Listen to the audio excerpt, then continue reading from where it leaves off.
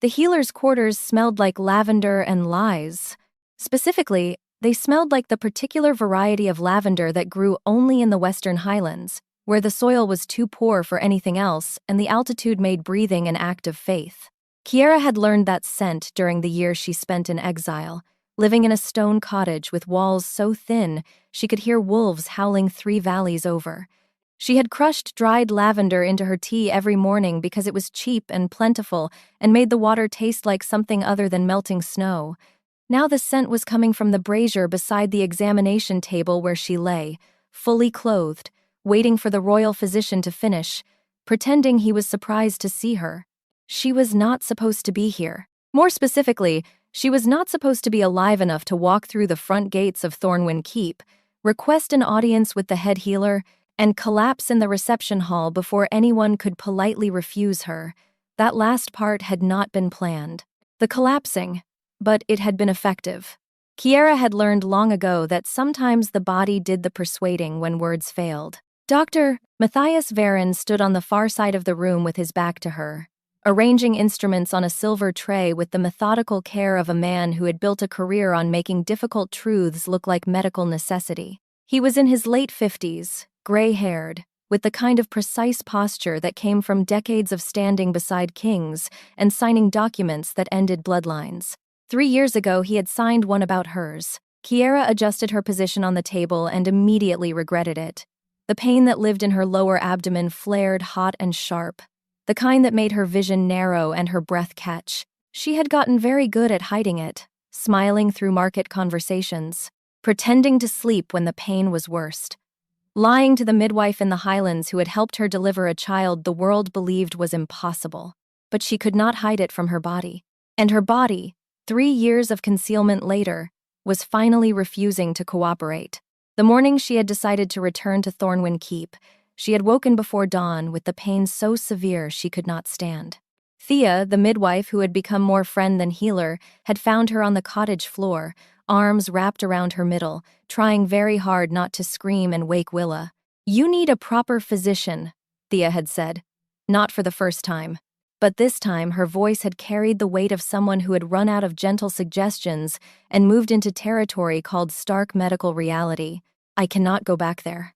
You will die if you do not." The words had hung in the cold morning air. Kiera had looked at Willa, still asleep in the small bed by the hearth, dark hair spread across the pillow, one small hand tucked under her cheek. She had made her decision then, not for herself. Never for herself. But for the little girl who called her mama and deserved to grow up with a mother who did not bleed quietly in the dark. "You should not have traveled," Dr. Varen said without turning around. His voice was exactly as she remembered, measured, professional, the voice of a man who delivered news like pronouncements and never seemed to notice the wreckage left behind. "You should not have lied," Kiera replied. His hands paused over the instruments. Just for a second. Then he resumed his careful arrangement. "I have no idea what you mean," Kiera laughed. It came out wrong, too dry, too sharp. The kind of sound that came from a woman who had spent 3 years perfecting the art of not crying and had forgotten how to make the sounds in between. "Of course you don't." She had practiced this conversation 100 times. In the cottage, in the market, in the quiet moments when Willa napped and Kiera allowed herself to imagine walking back into Thornwyn Keep and demanding answers. But practice was different than reality. Practice did not include the way her hands shook when she thought about facing the man who had taken everything from her, with 12 carefully chosen words on expensive parchment. He turned then. His expression was professionally neutral. The face of a man who had delivered bad news to queens and good news to councils and never once allowed his personal feelings to interfere with his medical assessments, except he had interfered. And Kiera was here to prove it. "I examined you 3 years ago," he said carefully. The results were conclusive. "Conclusive," Kiera repeated. She sat up slowly. The pain sharpened again, but she ignored it. She had become very good at ignoring things. Pain, hunger, the particular kind of loneliness that came from raising a child in a place where nobody asked questions because they had already decided the answers would be complicated. The word you used in the report was barren. Dr. Varen's eyes flickered briefly to the door, checking, perhaps, whether anyone was listening, whether this conversation would need to be managed later. The examination showed significant scarring from the fever you contracted during your second year as Luna. The damage to the reproductive system was extensive. I stand by that assessment. Do you? It was not a question. Kiera reached into the leather satchel she had brought with her. Her hands were steady, which surprised her. She had expected them to shake. Instead, they moved with the mechanical precision of someone who had rehearsed this moment 1,000 times in her mind and was now simply executing the plan. She withdrew a small bundle wrapped in soft wool. Dr. Varen's gaze dropped to it. For the first time since she had entered the room, his professional mask slipped. Just slightly. Just enough for Kiera to see the flash of something that might have been guilt or might have been calculation. With men like Dr. Varen, the two emotions often looked identical. Kiera unwrapped the bundle slowly. Inside was a lock of dark hair tied with a thin piece of leather cord, a child's first tooth, and a crumpled piece of parchment with a single word written in shaky letters. Mama. Her name is Willa, Kiera said quietly. She is 2 years and 7 months old. She has my eyes and her father's stubborn jaw. She learned to walk at 11 months, and she says please before asking for anything, even water. Last week she drew a picture of a wolf and told me it was her friend. She paused. Let the words settle. She also, Kiera continued, has a birthmark on her left shoulder in the shape of a crescent moon, just like the one in the royal family records. The one that appears in every direct bloodline heir for the past 6 generations. Dr. Varen's face went very still. That is not possible. And yet, Kiera placed the items back in the wool and set them on the examination table between them. You told King Arden that I was barren. You told the council that continuing the bond served no purpose. You signed a medical decree that dissolved my marriage on the grounds of biological incompatibility. She met his eyes. 3 months after you signed that decree, I gave birth to a healthy daughter in a stone cottage in the Western Highlands. Alone.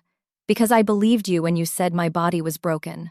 Because I thought the pain I was feeling was just the fever damage you described. Because I did not realize I was carrying a child until I felt her move. The room was very quiet. Outside, she could hear the sounds of the keep, footsteps in distant corridors, the low murmur of voices, the particular quality of late autumn wind moving through stone archways. The same sounds she used to hear when she lived here.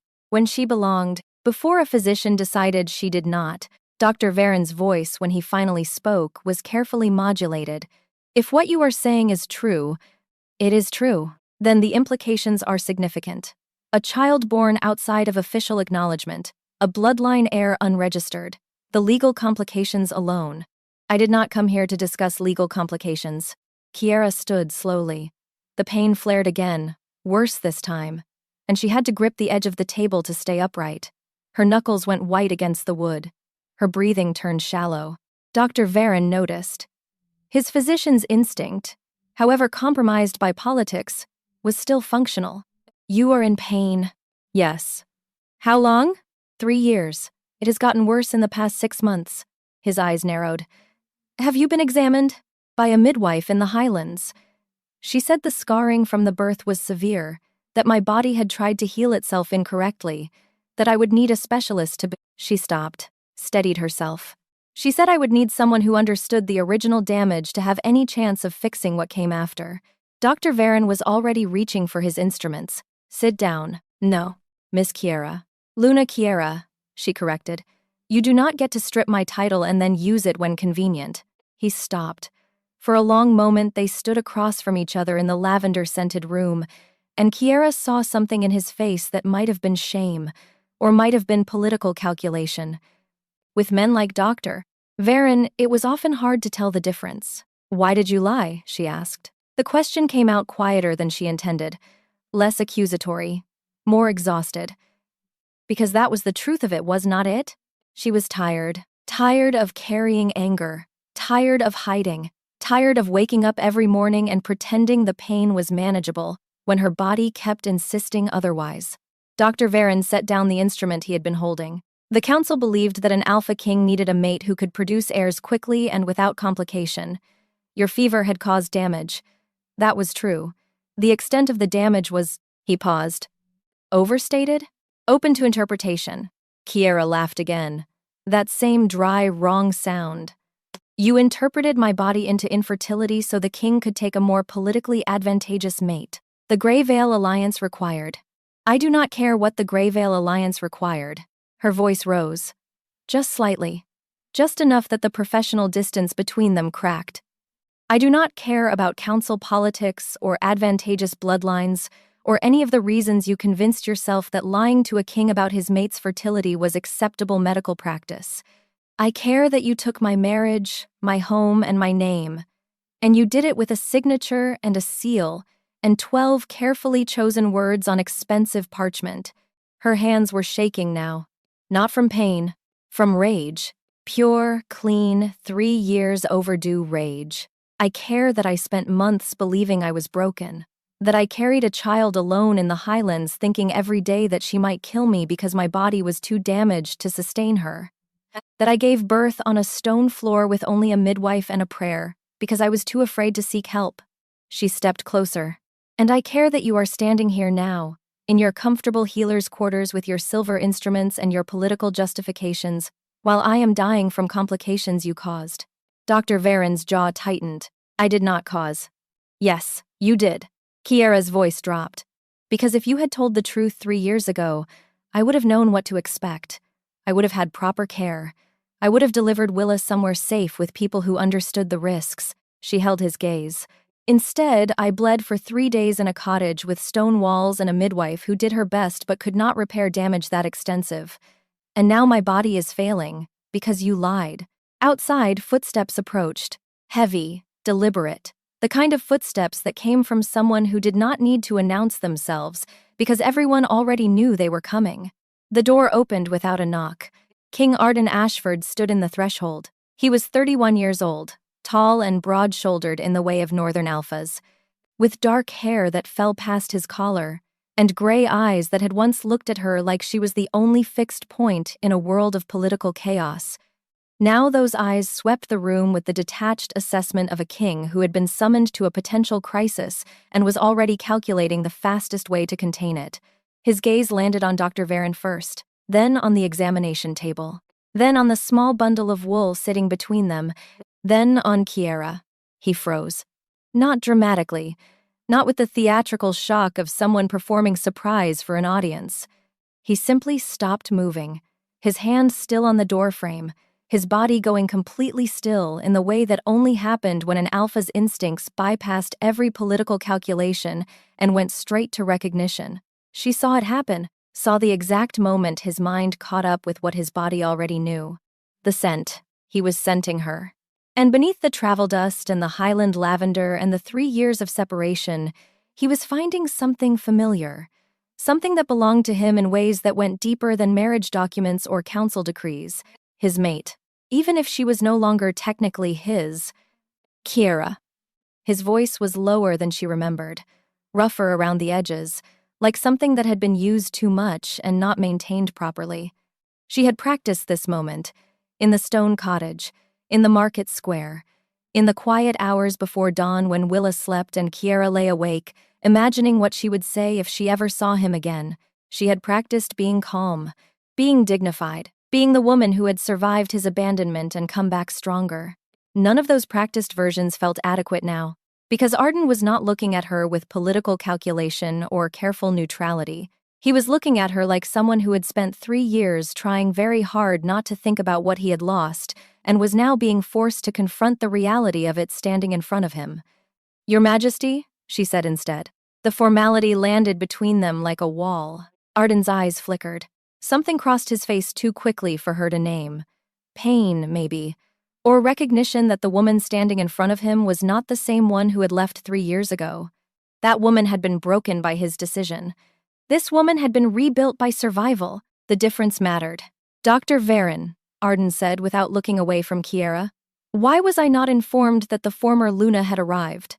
His voice was very controlled. Too controlled. The kind of control that came from someone trying very hard not to react. Dr. Varen opened his mouth, closed it, looked briefly at the bundle on the table. She requested a private consultation. "And you granted it?" She collapsed in the reception hall. "I could hardly refuse medical attention to your former patient whose barren status you personally certified 3 years ago?" The temperature in the room dropped. Dr. Varen's carefully neutral expression finally cracked. Arden stepped fully into the room and closed the door behind him. The sound of the latch clicking into place was very loud in the sudden silence. He moved with deliberate purpose. Not rushing, not dramatic, just a king crossing a room to stand beside a woman who used to be his and might still be, depending on what truth was about to emerge. "I will ask this once," Arden said quietly, "and I will expect an honest answer." He looked at Dr. Varen. "Did you lie?" Kiera had expected many things from this reunion. Anger, indifference, the careful political maneuvering of a king trying to manage an inconvenient ex-wife who had reappeared at an inconvenient time. She had not expected him to ask that question first. She had not expected him to sound like he already knew the answer and was simply waiting for confirmation. She had not expected him to care. Dr. Varen's hands clasped behind his back, a defensive posture dressed as professional composure.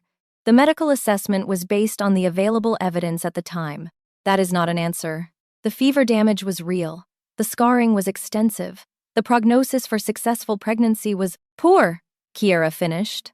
Not impossible, poor. Arden's gaze snapped to her. And for the first time since he had entered the room, he looked at her fully.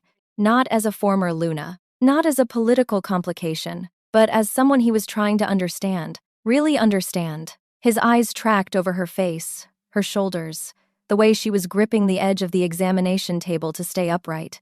She saw the exact moment he noticed the pain she was hiding. His entire demeanor changed. The political mask dropped. The alpha surfaced. His nostrils flared slightly. His shoulders shifted. His hands curled into fists at his sides. "You are injured." It was not a question. "I am fine." "You are lying." Kiera lifted her chin. "I learned from the best." The words came out sharper than she intended, but she did not take them back. Arden's jaw tightened. He turned back to Dr. Varen. "Leave." "Your Majesty, if there is a medical situation." "I said leave." The command in his voice was absolute. Dr. Varen hesitated. Then he gathered his instruments with careful, precise movements, placed them on the silver tray, and walked to the door. He paused at the threshold. "Whatever she has told you is the truth," Arden said. "Because if it were not, she would not be standing here risking everything to say it." Dr. Varen left. The door closed. Kiera and Arden stood alone in the lavender-scented room. For a long moment, neither of them spoke. The silence stretched, heavy with 3 years of absence, heavy with questions neither of them knew how to ask. Then Arden crossed to the examination table and picked up the small bundle.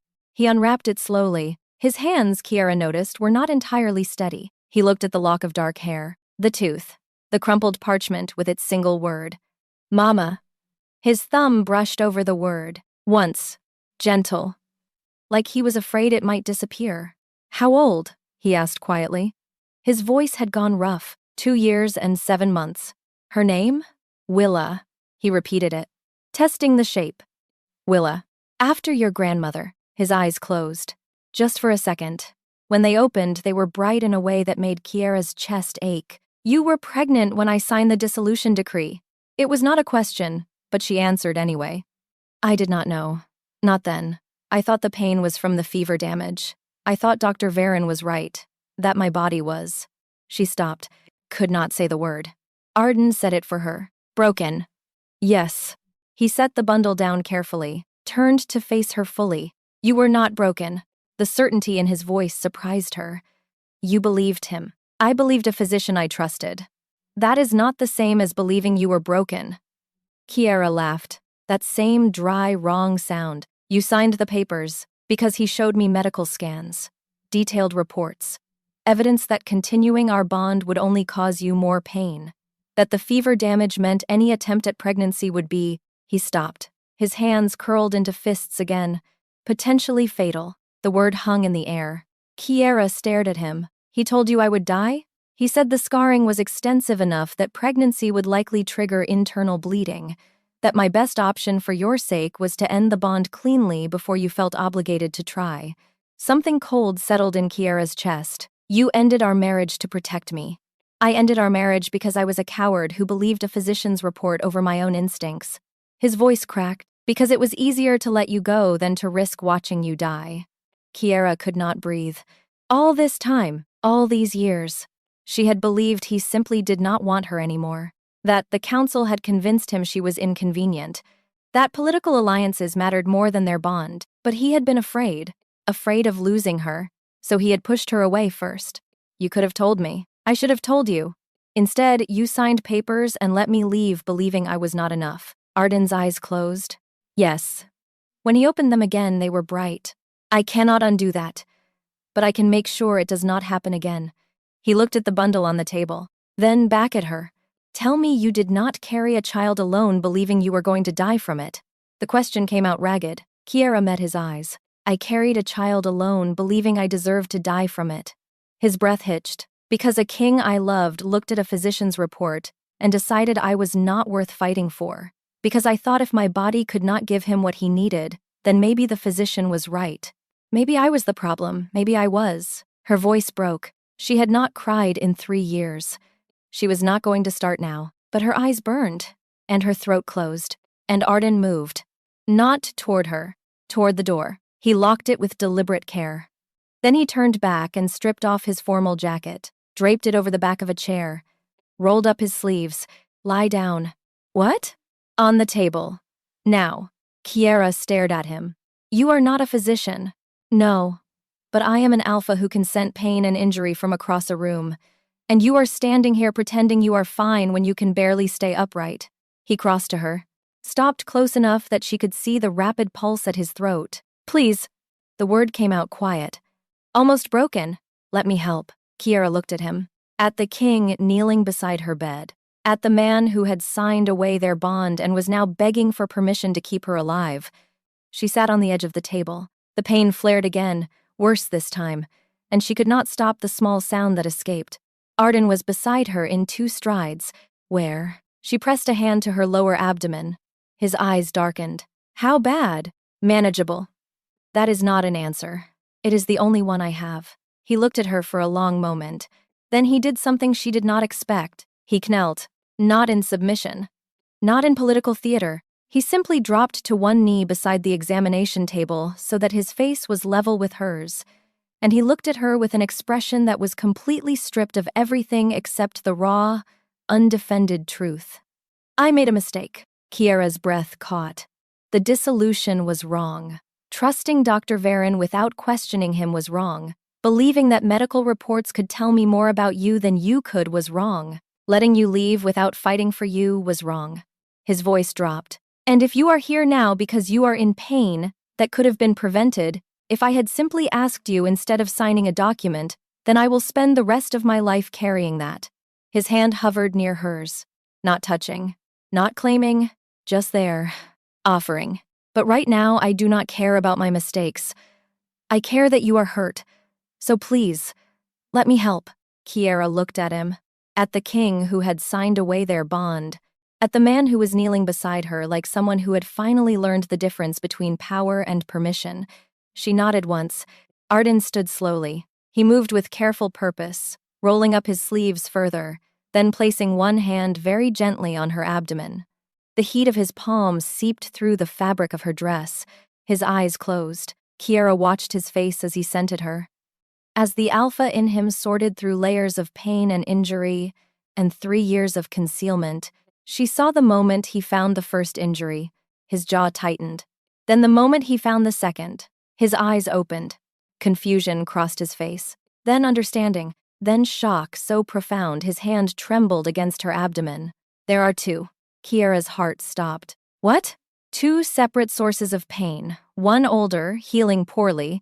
The other. He stopped. His hand moved slightly lower.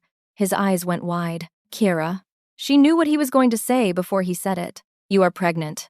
The room tilted. No, that was not possible. Dr. Varen had said, but Dr. Varen had lied about everything else. That is not, I cannot. Arden's other hand came up to steady her. How far? I do not know. I thought the pain was from Willa's birth. The midwife said the scarring. The scarring is real, but beneath it, he stopped again. His hand pressed more firmly against her abdomen. Searching. Confirming. His eyes met hers. Twins. The word fell between them like a stone. Kiera could not breathe. Twins. 2 children. One she knew about. One, no. That was not possible. She would have known. She would have felt, but the pain that had been getting worse for 6 months, the exhaustion, the way her body had been changing in ways she attributed to stress and travel and 3 years of survival. I did not know, she whispered. Arden's hand stayed steady against her abdomen. I believe you. The certainty in his voice made something in her chest crack. When Willa was born, she said slowly, the midwife said there was something wrong, that the afterbirth was... She stopped. The memory came back sharp and clear. The midwife's hands covered in blood, the long silence afterward, the careful way she had checked Kiera's body. Again and again, like she was looking for something, or making sure something was gone. She said you were lucky to be alive, Arden finished quietly. Kiera nodded. She said if I had been carrying twins, I would not have survived. Arden's jaw tightened. She lied, or she missed it.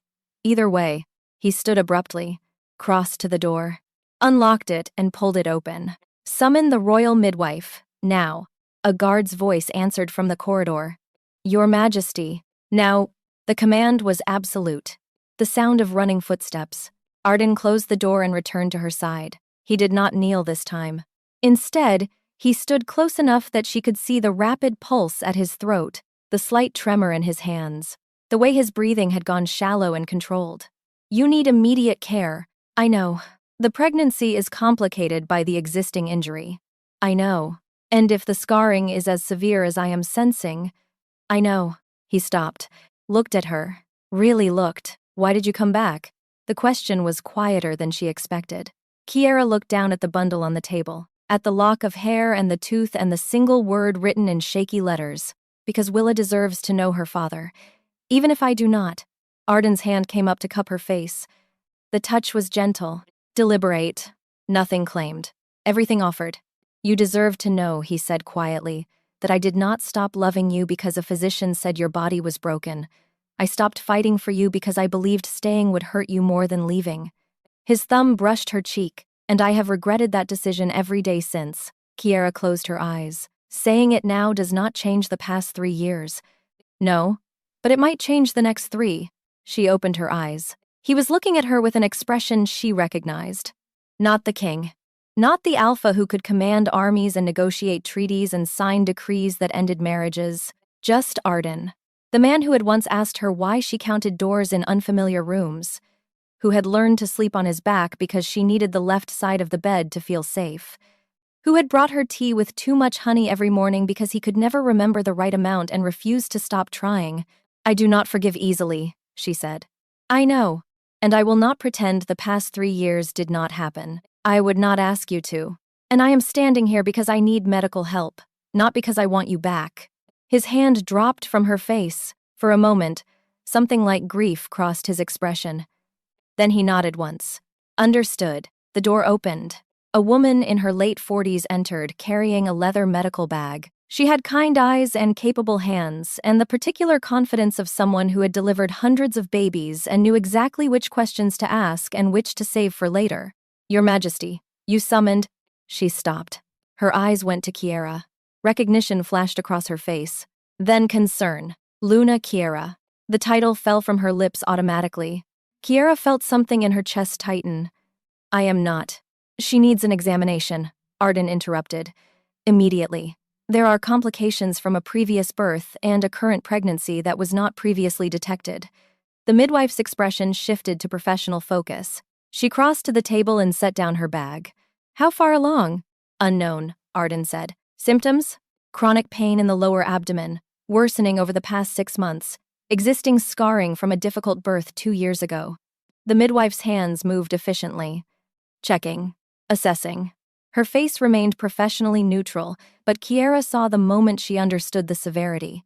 She needs to lie down, properly, not on an examination table. My chambers, Arden said immediately.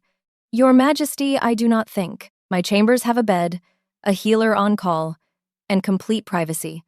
Unless you are suggesting the former Luna should be examined in the public medical wing where half the keep can witness it? The midwife hesitated, then nodded. Very well. Kiera tried to stand. The pain flared so sharply she gasped. Arden moved, not asking permission, not waiting for approval. He simply lifted her into his arms with the careful strength of someone who knew exactly how much pressure a body in pain could tolerate. I can walk. You can barely stand. I have been standing for 3 years. And now you do not have to. The certainty in his voice was almost unbearable. Kiera let her head rest against his shoulder, just for a moment. Just because the pain was bad enough that pride felt like a luxury she could not afford. The corridors of Thornwyn Keep blurred past. Kiera caught fragments, tapestries she recognized, torches in iron brackets, the faces of guards and servants who stopped and stared as their king carried a woman they had believed long gone. She heard whispers. Is that? It cannot be, but the physician said. Arden ignored all of it. His chambers were in the north tower. The door was oak, heavy, carved with the family crest. He pushed it open with his shoulder and carried her through. The room was exactly as she remembered. Dark wood furniture, a large bed with thick furs, windows that looked out over the northern hills, the smell of pine and old books and the particular scent that was uniquely his. He set her down on the bed with extraordinary care. The midwife entered behind them and immediately began setting up her instruments.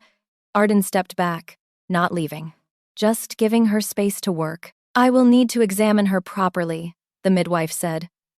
Which means, I am staying. The midwife looked at him, then at Kiera. Kiera nodded once. She was too tired to argue, too hurt to care about propriety, and if she was being honest with herself, she did not want to be alone. The examination took 20 minutes. 20 minutes of careful questions and gentle hands and the kind of focused silence that came when a medical professional was trying very hard not to react to what they were finding. Finally, the midwife stepped back. She looked at Kiera, then at Arden, then back at Kiera. The pregnancy is real. Approximately 17 weeks. Twins, as His Majesty suspected. Kiera closed her eyes. 17 weeks. 4 months. She had been carrying twins for 4 months and had not known. The scarring from the previous birth is severe, the midwife continued, and the positioning of the current pregnancy is complicated by it. One twin is positioned normally, the other is, she paused. Breech. Arden's hands curled into fists. What does that mean? It means the birth will be difficult, potentially dangerous. The scarring limits the available space, and if both twins attempt to deliver simultaneously, she could die. The midwife's silence was answer enough. Kiera opened her eyes. What are my options? The midwife met her gaze with the kind of honesty that came from years of delivering impossible news. Bed rest. Immediately. No travel, no stress. Complete monitoring until the birth. And even then I might not survive it. Yes. The room was very quiet. Arden moved to the window. He stood with his back to them, his shoulders rigid, his hands braced against the frame. Kiera watched him. Watched the way his breathing had gone shallow. Watched the way his knuckles turned white against the wood. Leave us, he said quietly. The midwife gathered her instruments. I will return in the morning to check on her. If there is any change, any pain, any bleeding, summon me immediately. She left. The door closed. Kiera and Arden were alone. For a long moment he did not turn around. Then he spoke. You came here to tell me about Willa. Yes. Not because you wanted medical care. No, I wanted you to know she existed, that she deserved acknowledgement, that I would not let her grow up the way I did, unregistered, unrecognized, erased. And now? Kiera looked at the ceiling, at the dark wooden beams she used to trace with her eyes when she could not sleep. Now I am going to die giving birth to children you did not know existed, because a physician lied about my body 3 years ago. Her voice was steady. Too steady. The kind of steady that came from accepting impossible things. Arden turned. His face was completely stripped. Rao. Undone. You are not going to die, the midwife said. I do not care what the midwife said. He crossed the room. Stopped beside the bed. You are not going to die. Not from this. Not after surviving 3 years alone. Not after carrying one child through the highlands in winter and coming back to tell me about her even though I had given you every reason to stay away. His hands were shaking, actually shaking. You are not going to die because I am going to make sure you do not. I am going to summon every healer in the Northern Territories. I am going to find the best midwives, the best physicians. The best anyone who has ever successfully delivered a complicated twin birth. His voice cracked. And if money or power or political favors can save you, then I will spend all of it. Because losing you once nearly destroyed me, and I will not survive losing you again. Kiera looked at him, at the king standing beside her bed with tears in his eyes, at the man who had signed away their bond and was now promising to move mountains to keep her alive. You do not get to fix this by saving me. I know, and I do not forgive you just because you are trying. I know. And when this is over, if I survive, I am taking Willa and leaving, because she deserves a father who will fight for her, not one who signs papers when it is convenient. Arden's jaw worked, his hands curled and uncurled at his sides. Then he knelt. Again. Beside the bed, eye level with her. Then I will earn the right to be that father, 1 day at a time, 1 hour at a time, however long it takes. Kiera closed her eyes. You really hurt me. I know. I spent 3 years believing I was broken. You were never broken. You made me feel like I was. His breath hitched. I know. She opened her eyes. I do not know if I can forgive that. I am not asking you to. I am asking you to let me help keep you alive long enough to decide. Kiera looked at him for a long moment, studied his face. The lines around his eyes that had not been there 3 years ago. The way he looked at her like she was the only thing in the world that mattered. The way his hands still shook. Then she nodded once. Okay. Arden exhaled. The sound was broken. Relieved. He stood slowly, then pulled a chair beside the bed and sat down. Not touching her. Just there. The midwife said, no stress. Yes. Which means you are staying here, in this room, under constant supervision. I cannot. You can, and you will, because the alternative is dying, and I refuse to allow that. Kiera wanted to argue, wanted to tell him he did not get to make those decisions for her. But the exhaustion was catching up with her. 3 years of running, 3 years of hiding, 3 years of carrying pain she did not understand and could not name. It was all pressing down on her at once. I am tired. Arden's expression softened. Then sleep. I do not trust you. You do not have to trust me. You just have to let me keep you safe long enough to hate me properly. Despite everything, Kiera smiled. Small, wrong, but real. You are terrible at this. I know. She closed her eyes. Within moments, she was asleep. Arden sat beside her bed and did not move. Not when the sun set. Not when servants came to light candles. Not when his advisors knocked to ask about council matters. He simply sat and watched and promised himself that this time he would not fail her. The next 3 weeks passed in a blur of medical consultations and careful monitoring. Kiera remained in Arden's chambers, not because she wanted to, but because the alternative was risking the pregnancy.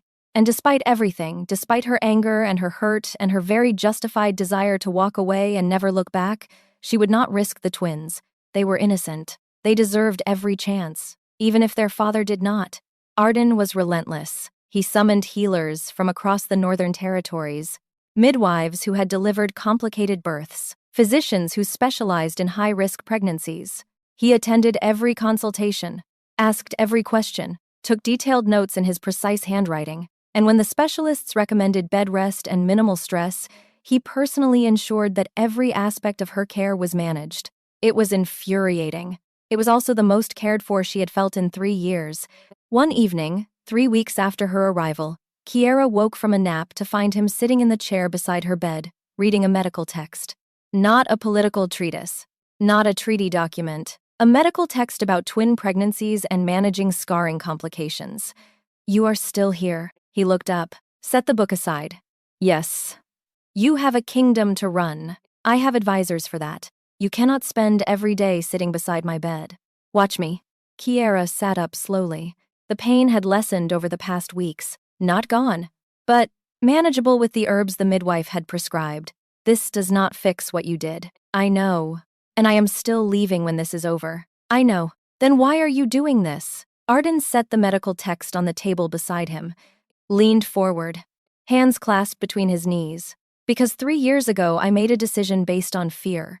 I was afraid of causing you more pain, afraid of watching you suffer through a pregnancy that might kill you, afraid of being the reason you broke.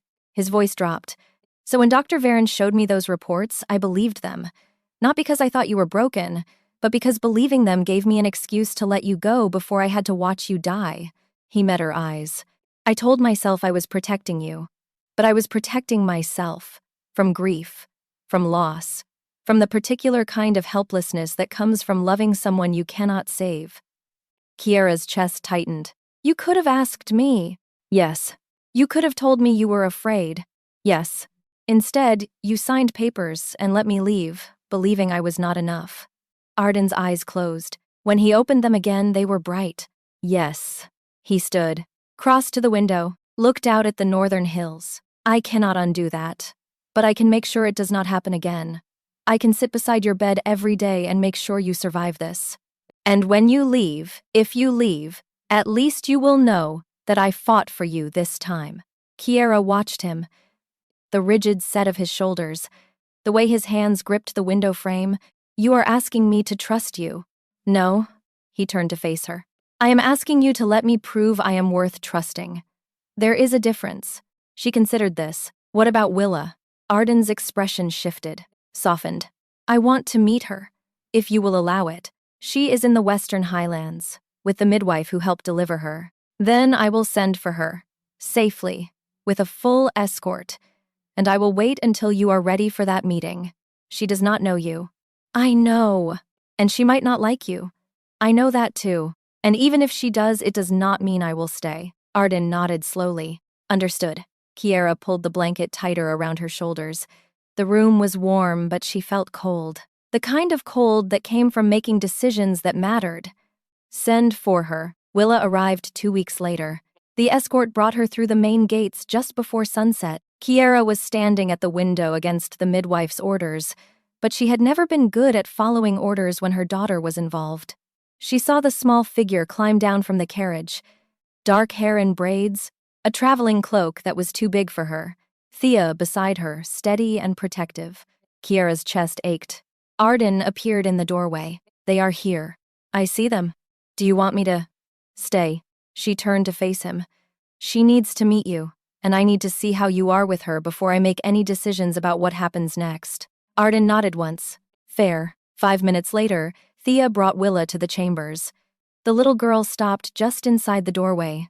Her eyes went wide as she took in the large room. Then she saw Kiera. "Mama!" She ran across the floor and launched herself at Kiera with the complete faith of a child who had never doubted she would be caught. Kiera pulled her close, breathed in the scent of her, Highland lavender and clean skin, and the particular smell that was uniquely Willa. "Hi, little love." Willa buried her face in Kiera's shoulder, then peeked out at Arden, who was standing near the window, giving them space. "Who is that?" Kiera's throat tightened. This was the moment, the one she had been rehearsing for weeks. "That is," she paused. "That is someone I want you to meet." Arden moved slowly. He crossed the room and knelt beside the bed so he was at Willa's eye level. Up close, the resemblance was unmistakable. The same stubborn jaw, the same gray eyes, the same dark hair. "Hello, Willa." His voice was gentle. "Careful." Willa studied him with the serious assessment of a child who had learned to be careful around strangers.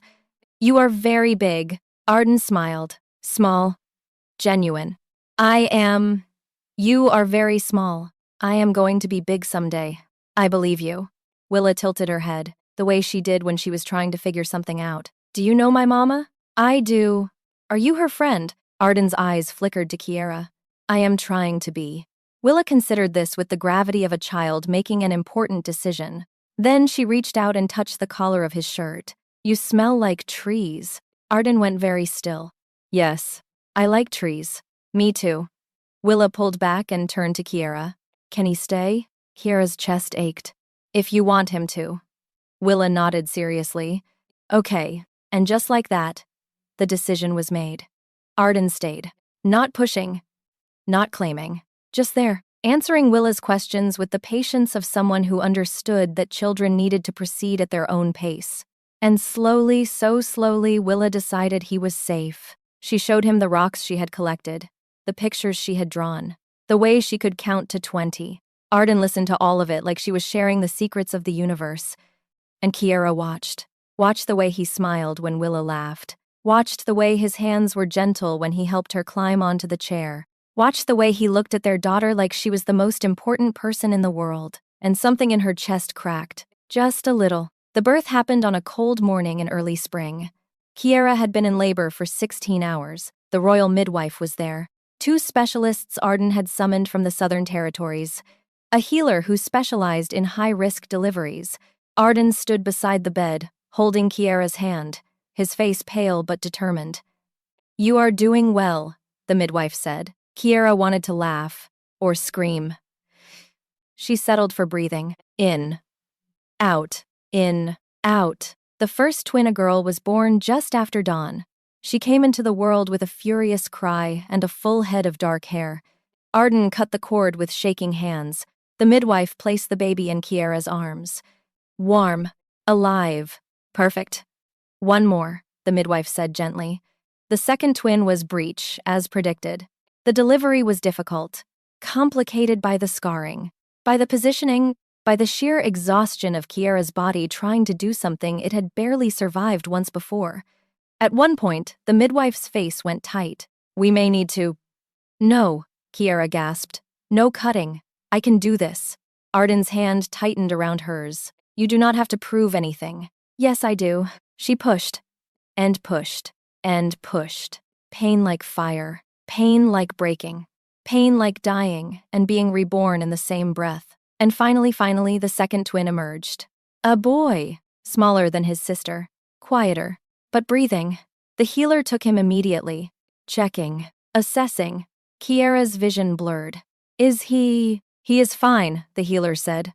Small, but healthy. Relief crashed over her so hard she sobbed. Arden pressed his forehead to hers. "You did it. We did it." He pulled back just enough to look at her. "No, you did it. I just held your hand." The midwife placed the second twin in her arms beside his sister. 2 babies, both alive, both hers, both theirs. Kiera looked at them and felt something in her chest settle. Not forgiveness. Not yet, but the beginning of something that might become it. Recovery was slow. The scarring had worsened. The birth had been traumatic. Kiera spent the next month in bed, healing, while Arden and Thea and a rotating schedule of healers made sure she did not try to do too much too soon. Willa, for her part, took the arrival of her siblings with the serious acceptance of a child who had decided they were hers to protect. She brought them rocks she found in the garden, drew them pictures, sang them songs she made up on the spot, and when anyone tried to suggest she was too young to help, she gave them a look that was pure Kiera and informed them she was very responsible. Arden visited every day. He did not ask for forgiveness, did not push for reconciliation. He simply showed up, helped with the babies, brought Kiera tea with too much honey, and slowly, so slowly, learned how to be someone worth trusting.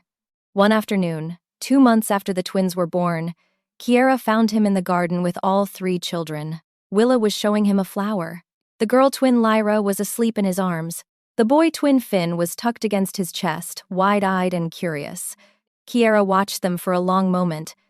Then she crossed the garden and sat beside him on the stone bench. "You are good at this." Arden looked at her. "At what?" "Being a father." His expression softened. "I am trying." "I know." Willa climbed into Kiera's lap, flower still clutched in one hand. "Mama, look." "I see. It is beautiful." Willa beamed. Kiera looked at Arden. "I am not staying because I forgive you. I know. I am staying because Willa deserves to know her father, and because Lyra and Finn deserve to grow up in a place where their names are written on walls and no one can erase them." Arden nodded slowly. "What about you? What do you deserve?" Kiera looked at him for a long moment. "I deserve time. To heal. To decide. To figure out who I am now that I am not running anymore. Then I will give you time. And space. And space. And if I decide I cannot do this, cannot trust you, you will let me go." Arden's jaw tightened. "I will let you choose. That is not the same as letting you go." Kiera considered this, then nodded. "Okay." They sat in the garden as the sun moved across the sky. Willa eventually fell asleep in Kiera's lap. Lyra woke and fussed until Arden figured out she wanted to be held upright so she could see everything. Finn stayed tucked against his chest, content to simply exist in the warmth of being held. It was not perfect. It was not healed. but it was real. And for now, that was enough. 6 months later, Kiera made her decision. She found Arden in his study, going over trade agreements with his advisors. "I need to speak with you." He looked up, saw her expression, dismissed the advisors immediately. When the door closed, he stood. "What is it?" Kiera crossed to the window, looked out at the northern hills, the same hills she used to watch when she lived here before, when she belonged. "I have been thinking about trust." Arden went very still. "And I have realized something. Trust is not about forgetting what happened. It is about deciding whether the person who hurt you has changed enough that giving them another chance is worth the risk." She turned to face him. "You hurt me. Badly. And I do not know if I will ever stop carrying that." "I know. But I also know that you have spent the past year proving that you are not the same man who signed those papers. You have shown up every day. You have fought for our children. You have given me space when I needed it and support when I asked for it. And you have never once asked me to forgive you before I was ready." Arden's eyes were bright. "Kiera." She held up a hand. "I am not saying I forgive you, not completely, but I am saying I am willing to try, to see if we can build something new, something that does not pretend the past 3 years did not happen, but also does not let them define us forever." Arden crossed the room, stopped in front of her. "What are you saying?" Kiera took a breath. "I am saying I want to stay. Not as a guest in your chambers, not as a former Luna, as your mate. If you will have me." Arden's hands came up to cup her face. "If I will have you?" His voice cracked. "Kiera, I have spent every day for the past year trying to earn the right to ask you that question, and you are standing here asking me." She smiled. Small, real. "Yes." He kissed her, not claiming, not demanding, just a kiss that tasted like 3 years of grief and 6 months of healing, and the particular kind of hope that came from choosing someone again after they had broken you. When they pulled apart, he rested his forehead against hers. "Thank you." "For what?" "For coming back. For trusting me with another chance. For being brave enough to build something new instead of running from something broken." Kiera closed her eyes. "I am still scared." "Me too. And I still do not know if this will work. We will figure it out, together." She opened her eyes. Together. 3 years later, Kiera stood in the royal gardens watching Willa chase Lyra and Finn through the flower beds. Arden came up behind her and wrapped his arms around her waist. "They are going to destroy Thea's prize roses." "I know. Should we stop them?" "Probably." Neither of them moved. Willa shrieked as Lyra tackled her into a patch of lavender. Finn, ever the careful one, stopped to examine a beetle. "Do you remember?" Arden said quietly. "When you told me you were leaving?" "Yes." "What changed your mind?" Kiera leaned back against him. "You did.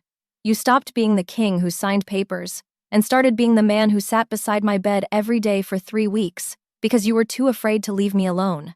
"I was terrified." "I know, but you stayed anyway." They watched the children play. Willa had grass stains on her dress. Lyra had managed to get dirt somehow in her hair. Finn was still examining the beetle with the focus of a scholar. "Thank you," Arden said. "For what?" "For giving me the chance to be the man you deserved the first time." Kiera turned in his arms. "You are still terrible at this." "I know." She kissed him. Long and slow and with the certainty of someone who had finally decided that being terrible together was better than being perfect alone. "Good thing I like terrible." Somewhere in the garden, Willa shouted that she had found a frog. Lyra demanded to see it. Finn very sensibly suggested they put it back. Kiera and Arden pulled apart and went to supervise. Because this was their life now. Not perfect, not without scars, but built on trust earned one day at a time, one moment at a time, one choice at a time. And that, in the end, was everything that mattered. The healers' quarters had smelled like lavender and lies. Now, 3 years later, their home smelled like children and laughter, and the particular scent of a family that had been broken and put back together stronger. Kiera would not change a single moment. Not the pain, not the loss, not even the 3 years she spent alone in the Highlands, because all of it had led her here, to this garden, to these children, to this man who had learned, slowly and painfully, that love was not about holding on. It was about earning the right to be held, and he had earned it, every single day. That was how their story ended. Not with a grand declaration, not with a perfect healing, but with 3 children playing in a garden while their parents watched and held each other and chose every day to keep choosing each other. And that was more than enough. That was everything.